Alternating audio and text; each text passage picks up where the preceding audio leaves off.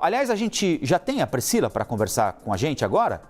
Então vamos aproveitar aqui a deixa e já chamar a Priscila Cruz para a nossa conversa do Todos pela Educação, já que estamos falando aqui da saída do Milton Ribeiro do Ministério da Educação. Estou tomando meu cafezinho aqui, viu, Priscila, enquanto a gente vai acompanhando juntos aí as capas dos jornais, e você certamente já acordou cedinho para ler as capas dos jornais, estava acompanhando aqui com a gente e viu que nem poderia ser diferente.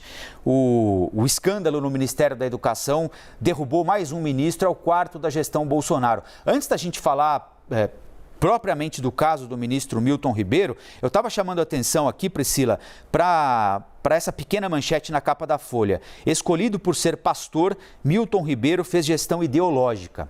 E essa era uma crítica que era comumente feita ao primeiro-ministro, o Ricardo Vélez, depois, ao Abraham Weintraub, não preciso nem lembrar. O ministro Decotelli ficou pouco tempo, então não dá para fazer esse tipo de avaliação, mas o ministro Milton Ribeiro, desde julho do ano passado, também é tido como alguém que fez uma gestão ideológica no Ministério da Educação. Então, a mesma crítica pode ser feita a esses 3 ministros que ficaram mais tempo. Essa foi uma decisão de governo do presidente Jair Bolsonaro, transformar o Ministério da Educação em um ministério ideológico para essa guerra cultural, como alguns sociólogos chamam, essa tentativa de confronto de teses entre esquerda e direita. Priscila, bom dia. Bom dia, Rafael, bom dia a todos que nos assistem. Olha, parece intencional, óbvio, porque a gente teve uma sequência de ministros, todos eles com características em comum. A diferença é que o Vélez e o Weintraub foram ministros mais ligados ao olavismo, que é uma outra corrente ideológica, também reacionária, também pregando o uso da educação como instrumento dessa guerra cultural, e aí com uma série de críticas à Base Nacional Comum Curricular, esvaziando políticas no MEC, tentando emplacar, por exemplo, o homeschooling, tentando destruir o Fundeb, muita tentativa de interferência nessa tramitação do Fundeb que foi aprovado em 2020. Então, foi uma linha mais olavista. O Milton Ribeiro, ele também uma gestão ideológica, nisso a gente tem uma linha contínua. A diferença é que o Milton Ribeiro foi uma aposta eleitoral muito mais forte, porque, obviamente, a base cristã, a base de religiosos que votam no Bolsonaro, acreditando que é um presidente que cuida da família e dos valores cristãos, dos valores religiosos, essa é uma base muito maior do que a base dos olavistas. Então, o Milton Ribeiro ele tinha uma função adicional, uma função a mais, muito mais intensa nessa briga pela reeleição do presidente Bolsonaro. O que eles também têm em comum, Rafael, que eu acho que é importante sempre colocar, porque senão a guerra cultural pode ser uma cortina de fumaça para esconder aquilo que realmente importa, que importa para mim e que deveria importar para todos os brasileiros. Que é, olha, o Ministério da Educação fez alguma coisa nesse tempo todo? Que políticas foram colocadas em prática para poder apoiar estados e municípios a enfrentar a pandemia e quase 2 anos com escolas fechadas? Que tipo de apoio foi dado para ampliação do tempo integral, para a implementação da Base Nacional Comum Curricular, para a implementação da reforma do ensino médio? E aqui a resposta é que não foi feito nada. Então, nesse tempo todo, a gente já está ao final, já indo para o final desse mandato, e nenhuma política pública no campo da educação básica foi realizado nesse governo, absolutamente nada. Então, o que a gente tem é uma linha em comum com todos eles, que é essa guerra cultural que anima as bases, gera conteúdo para grupos de WhatsApp, faz com que a população fique ali, de certa forma, enganada, inebriada por essas falas todas muito contundentes, mas que tudo isso esconde uma ineficiência muito grande. Então, essa guerra cultural, ela serve a 2 senhores, ela serve para esconder ineficiência e serve também para animar a base bolsonarista aí numa tentativa de reeleição do presidente Bolsonaro. Priscila, bom dia. Luciana falando aqui. Para além agora desse momento que a gente acompanha de inércia que você denuncia aí de gestão, para além das tentativas de intervenção ideológica, a gente tem agora uma suspeita, uma denúncia de corrupção no Ministério. É um ano de eleição, talvez a gente tenha mudança, talvez não tenha mudança no Ministério. Eu te pergunto, o Ministério tem uma estrutura sólida para lidar com isso ou a gente está à mercê, eu digo a gente, a nossa educação, está à mercê de perdas como essa, inclusive financeiras?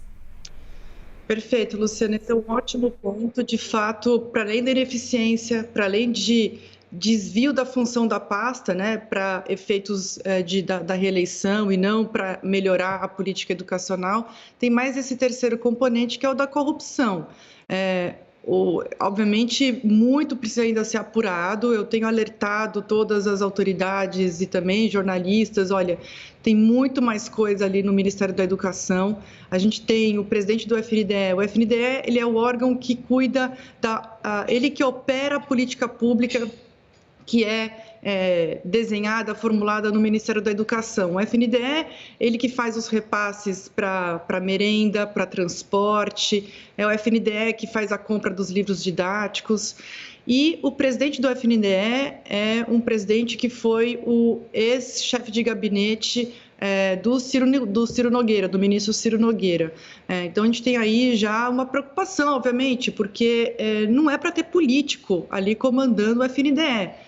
Por que um político vai comandar o FNDE, esse repasse de recursos, no ano eleitoral? Agora, algumas especulações a respeito de quem será o novo ministro, especulações, pessoas aí dizendo que pode ser o secretário Vitor Godoy, que é ligado ao Valdemar da Costa Neto. Então, a gente teria aí uma porteira fechada, MEC e FNDE, na mão de PP, PL, então isso tudo é preocupante, a gente precisa ficar atento a isso. Educação é uma pasta com muitos recursos, é uma pasta grande, ela chega nos municípios, esse dinheiro ele pode ser utilizado para fazer propaganda no seguinte sentido, o dinheiro da educação, que é do Ministério da Educação, que é um dinheiro de todos nós, para inaugurar a cobertura de uma quadra, colocando os políticos ali para poder cortar a fita e dizer que foi o presidente Bolsonaro que cobriu aquela quadra. Não foi o presidente Bolsonaro, é o dinheiro de todos nós, é uma obrigação do FNDE, do Ministério da Educação, repassar esses recursos. Esse é o acordo que a gente tem na Constituição Federal, de repasse desses recursos do governo federal para estados e municípios, para melhorar a infraestrutura das escolas, melhorar a merenda. O que a gente precisa olhar, Luciana, é o dinheiro que não está chegando para esses fins educacionais. Que dinheiro está deixando de chegar para a compra de merenda? A gente sabe que as crianças do Brasil, a fome no Brasil cresceu. A gente saiu de 10 anos para cá, de 3% da população numa situação de absoluta insegurança alimentar para 9%. Nesses 9% tem milhões de crianças. Então, a gente precisa olhar para isso. A merenda escolar é algo fundamental. Não dá para ter desvio de dinheiro da educação para que deixa de alimentar essas crianças para alimentar outras funções, outros interesses. A gente precisa ficar muito, muito atento. A corrupção sempre tem ali um espaço que não pode ser cedido, porque a gente precisa muito agora ampliar o tempo integral, reformar essas escolas que ficaram 2 anos com problemas de infraestrutura. A gente precisa fazer a conectividade, precisa garantir que todos os professores, todos os estudantes tenham internet de banda larga. A gente precisa cuidar da merenda, precisa cuidar do transporte escolar, especialmente agora, nesse período em que a evasão escolar tende a aumentar pós-pandemia. Então, o transporte escolar é muito fundamental. Agora, Luciana, de novo, esse é um governo que não dá transparência para aquilo que acontece. O próprio censo escolar, pela primeira vez, não divulga microdados. A gente não sabe o que está acontecendo em termos de evasão no país. O SAEB, que foi realizado, que é o Sistema de Avaliação da Educação Básica, que foi realizado no ano passado, já tem aí uma conversa de que o SEB não será divulgado nesse ano, a gente não terá o IDEB divulgado, o IDEB que é a nota que é atribuída a escolas, a redes estaduais e municipais, né? Como que foi a amostragem? Deu certo ou não deu certo? Então, essa opacidade toda, essa falta de transparência é algo que também preocupa. Preocupa porque a gente não tem como dizer se o dinheiro que deveria ir para a merenda está indo para a merenda, né? Se o recurso que o Ministério da Educação deveria empregar para ajudar, apoiar estados e municípios na recuperação da aprendizagem dos estudantes está indo para isso ou não. Então, acho que a gente tem que ficar muito, muito alerta mesmo. A troca do ministro não significa que essa corrupção vai terminar no Ministério da Educação, por isso que é muito importante ficarmos alertas, porque daqui em diante, a depender do novo ministro, o sinal pode ficar, inclusive, mais vermelho ainda para a gente, nessa atenção que a gente tem que dar à pasta. Priscila Cruz, presidente executiva do Todos pela Educação. Priscila, muito obrigado pela entrevista aqui para a CNN mais uma vez. Bom dia de trabalho para você, até a próxima.